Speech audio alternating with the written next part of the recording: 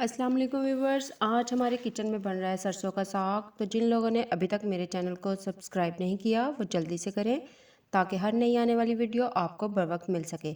सरसों का साग बनाने के लिए साग लिया है 3 किलो, पालक 1 किलो, मेथी 1 किलो, बाथू आधा किलो, सब्ज़ मिर्च 1 पाव, अदरक 150 ग्राम और सब्ज़ धनिया 1 प्याली।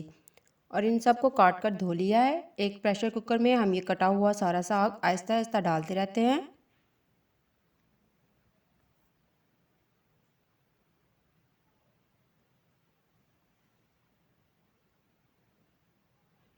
इसमें 1 गिलास पानी ऐड करते हैं और ढाँप देते हैं।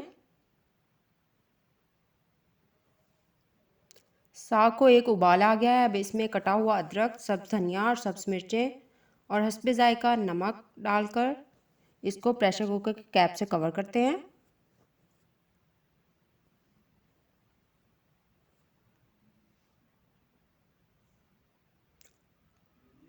और 20 मिनट के लिए इसकी वेट को चलने देते हैं।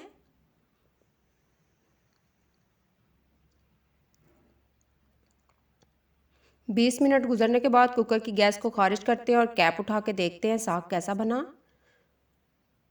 माशाल्लाह से साग बहुत अच्छा गल गया है। अब हम इसे ब्लेंडर में डालकर ब्लेंड करते हैं।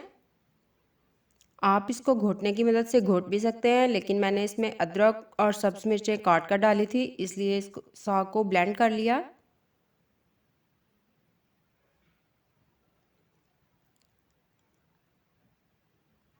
अब हम एक बर्तन में 1 प्याली देसी घी और 1 अदद बड़ी साइज़ की कटी हुई प्याज डालकर हल्का सा फ्राई करते हैं।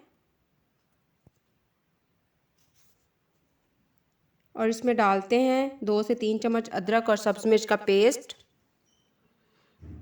और डालते हैं सब्ज़ धनिया और इसमें शामिल कर देते हैं ब्लेंड किया हुआ साग।